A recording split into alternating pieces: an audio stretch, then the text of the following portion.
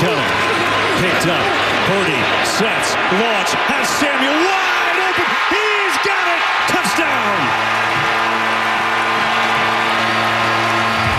Now, back to Willard and Dibs on 95.7 The Game. Can I play you something that Debo said about that play? Kevin Burkhardt Fox, by the way. Do it. Want to hear it? Play that thing. Want to hear it? You won't. That's for you, Lucas. Like to hear it? Here it go. On the deep ball to Debo. Check it out. You know, it's crazy as we worked that play at practice, that was like the last option to be thrown. And so, Brock just being the quarterback he is, and just whenever he sees something, he's going to let it go. As you can see, like, I really wasn't running like 100 miles per hour. But once I looked back and seen Brock getting ready to cock and throw it, I had to speed up. But that's just something that we work on every year in camp, and we slowly progressing to get better at it. Pause. Everybody is fine. It's all okay. We dumped that? Did we dump? It's okay. It's okay, BC Brock. It's fine. So Brock was good. cocking it? We're Brocking good. and cocking? Yeah, we're brocking and cocking now? Is that what we're doing in here? Just stop. Anyway, point is, it's like a rap song. Brocking and cocking and locking. If you are a system quarterback and you are dink and dunk, and I know come on, it's all been dispelled. No one's saying that anymore unless you're just trying to tick people off. You don't make throws like that. That was the last option. I love that. You know what I mean? Like what I really love about watching this 49er team now is sort of seeing all of the different pitches they have. They feel like a pitcher who's got 5 different ways to get you out. You know, it's one thing if you're just like even I look at the Cowboys. Okay, let's take the Dallas Cowboys. You got a hell of a fastball. I think it's their only pitch, but they got a hell of a fastball. Right. Their fastball is Dak Prescott is accurate, strong-armed, and CeeDee Lamb is running around out there. Yeah. And there are other people who can get in on the mix if you cover CD, Gallup, Jake Ferguson, the tight end, Brandon Cooks. It's pretty standard, though. They go 1 running back, 1 tight end, 11 personnel, and their receivers are better than the guys who are covering them. And their running back is not going to hurt you. Tony Pollard's fine, but their run game is not going to beat you. Nope. I know at the start of the year we had all thought their defense was terrifying. They're not. It's good. It's fine. Geno Smith torched them a week and a half ago. So every defense has a bad day. They do. Joe Burrow torched the Niners. Dallas has had a few of them. Yep. Including at the hands of these 49ers. You talk about, like, Dallas is probably not going to win a game 17-14. They're going to need to win 35-31 in general. Yeah, absolutely. So, again, they're good. They've got a really good fastball. They are Camilo Doval. But do you have a second pitch? Do you have a third pitch? The Niners feel like Greg Maddux. Like, I'm going to do this. I'm going to do that. I'm going to McCaffrey. I got Debo, but he's 2 players. And we can do Ayuk. And McCaffrey's 2 players. He's 2 players. We've got one of the best tight ends. We've got a left tackle that we can just run off of all day long, and there's not a damn thing you can do about it. And, oh, by the way, in the end, the one thing that the league was holding out hope on was that their quarterback play would be inconsistent, make rookie mistakes, what have you. It turns out not only do they have a guy who's functional, they've got someone, when all of those other things break down, he can go ad lib and throw the ball right over your head and drop it in the bucket. It's a problem. The Niners are a problem, and if they are healthy, I don't really, at this hour, have a great reason why they will not win the championship. It would be mistakes, and, mistakes can be forced, and mistakes can be self-inflicted. Niners are making fewer mistakes now of the self-inflicted variety than ever before in terms of penalties, certainly turnovers. I know they had the 1 interception, which was bad throw, bad route, combination of the 2, whatever it was. It didn't fumble. Didn't cost you, though. Nope. Because, they didn't score on the subsequent drive. The biggest edge that they have is in their personnel. So when they break the huddle and they've got the fullback in there, 21 personnel, or the fullback's out and they have the 2 tight ends when Warner comes in, you still can't scheme against it. And that's the biggest challenge that they present. So when the Niners sub and you see Warner come in and Juszczyk go out, and you look and you go, okay, they got 2 tight ends. They're going with the 1 running back and the 2 tight ends. So I'm going to send in an extra linebacker thinking that they're going to run the football here. Or maybe Juszczyk is on the field and you only have 1 wide receiver and it's 22 personnel. And you're thinking, all right, we're going to go out of the nickel defensively. We're going to bring in our heavy guys. Well, all of a sudden they break the huddle and now McCaffrey's out wide and Debo's in the backfield and Kittle goes in motion. Now you got 5 guys in the pattern anyway. And now it's a passing situation, and you've got linebackers trying to cover the running backs and tight ends and a fullback who is good enough to get open against your linebacker. So from a scheme standpoint, they're a nightmare. You can't just decide based on personnel what the Niners are going to do. Shanahan puts personnel in, and then he might run anything under the sun. And that's a huge advantage in terms of like what the defense is trying to game plan against. Starting to get pretty exciting. It's super exciting. Yeah, because the calendar's flipped to December, and you can smell it. And I think one thing, thing, you know what and I'm going to freely admit this, you know what we've underrated today as far as our conversation? I don't think we've said one time that the Niners yesterday moved into the 1 seed. And that is a big flipping deal. Yeah.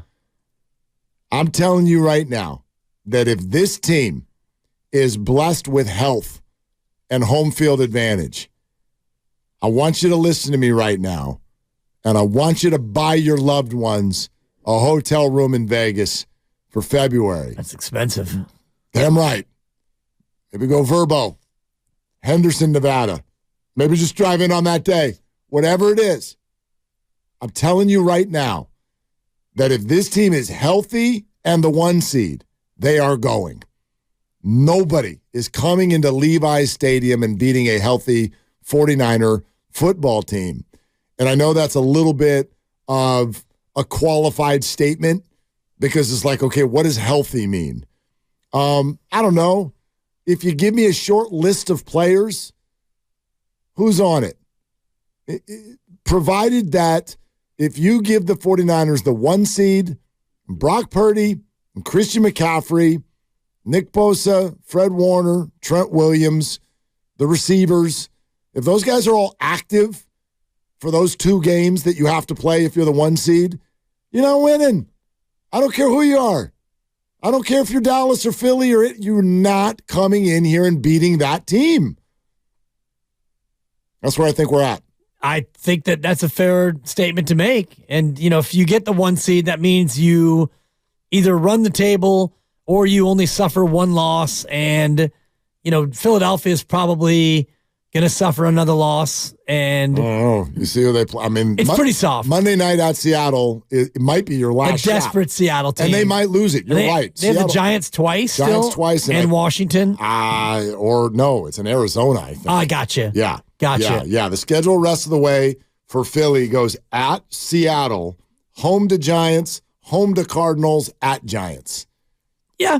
I mean, it's football, and they're leaking oil. So sure, they could lose. Right. They could lose. They could lose Monday night in Seattle. Absolutely, they could lose. The Giants to me are an interesting one because I mean, they may have found something with their quarterback. Nothing like too permanent, but they play hard for the kid, and he's playing. I don't even know if he's playing for his career. He's playing for his boyhood dreams. The guy is playing like a quarterback who kind of knows that this is maybe a one and done situation. What are you talking about? The DeVito kid? Yes. Yeah.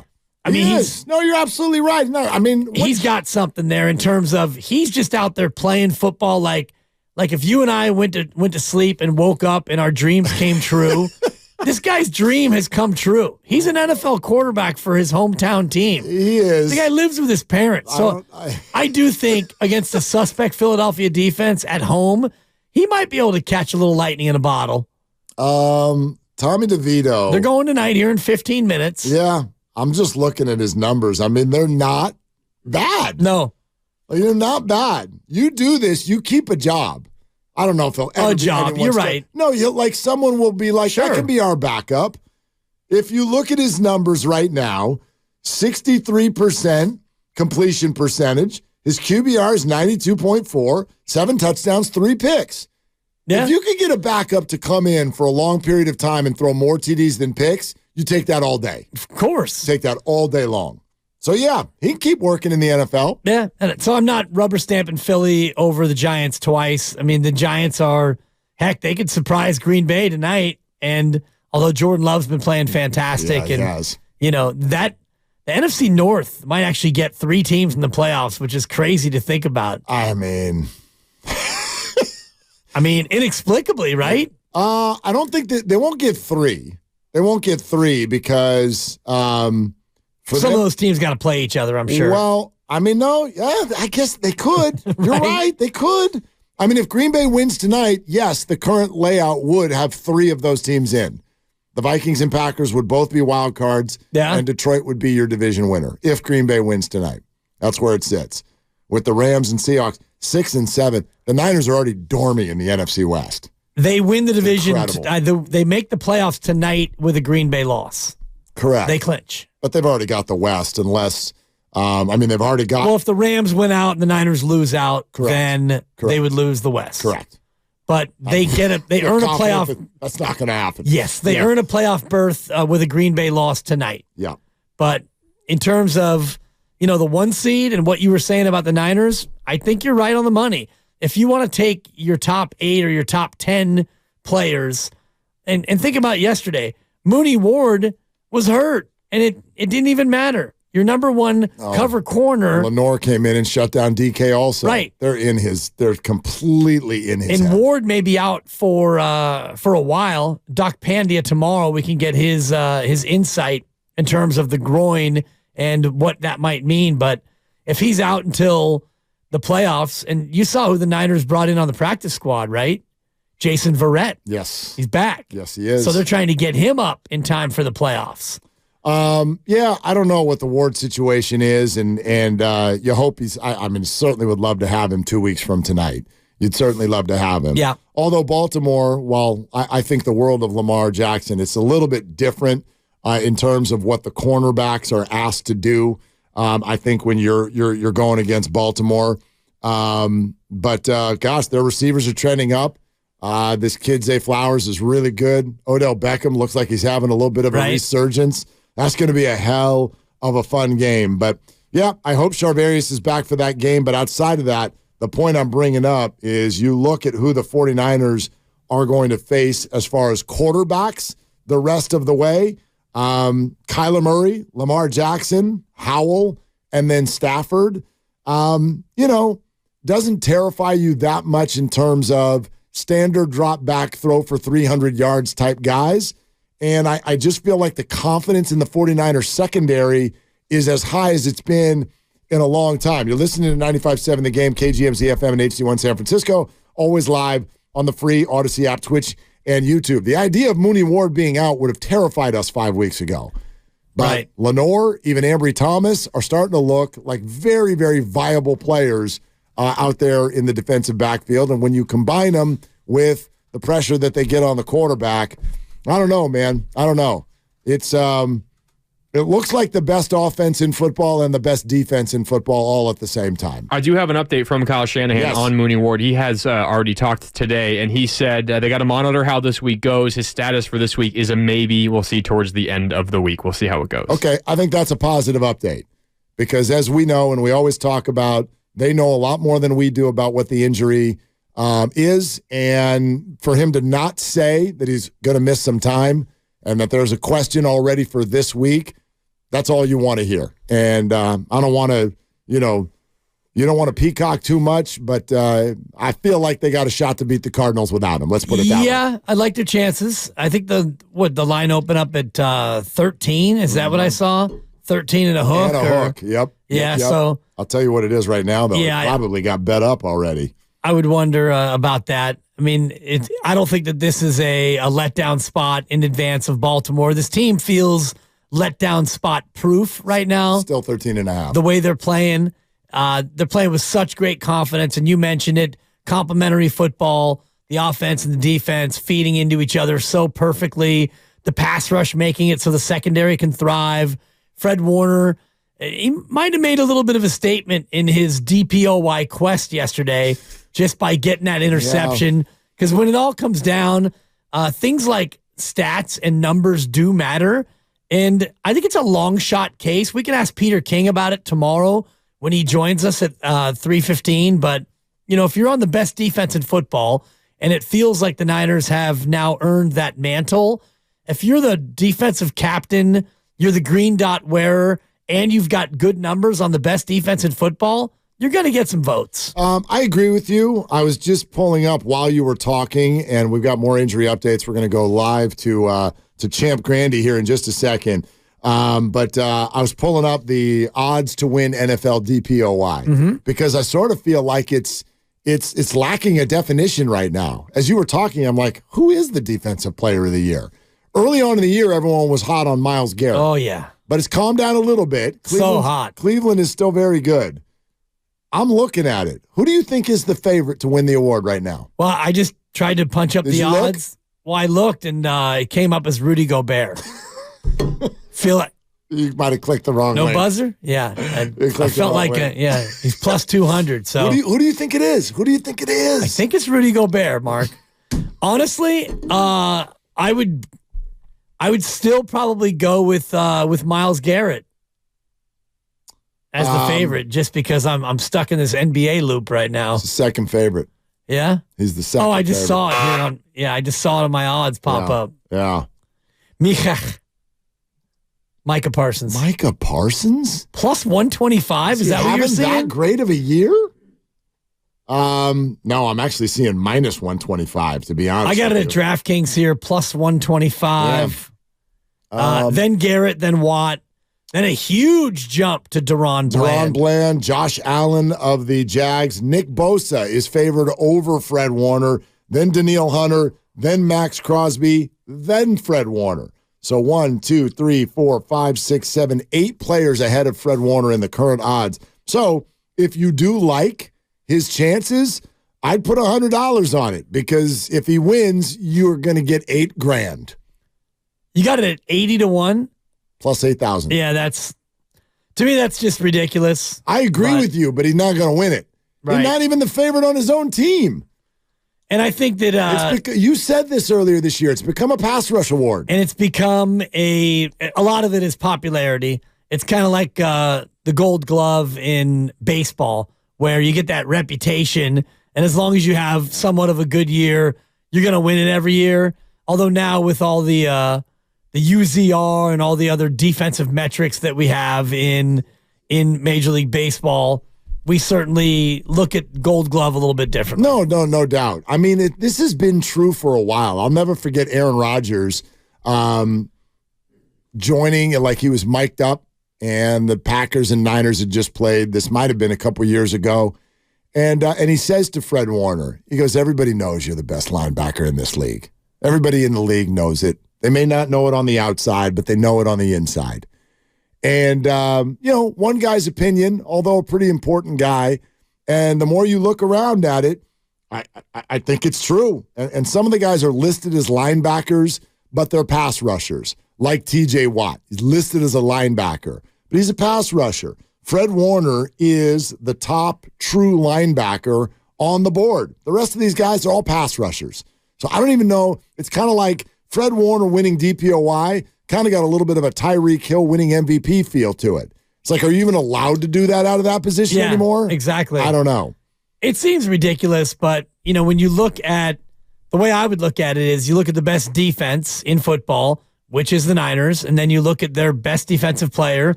And I guess you could debate if it's Nick Bosa or Fred Warner. I would say Fred Warner because I've seen every snap of every game, and you could see the consistent impact he's had on the Niners defense week in and week out. Nick Bosa has been really good.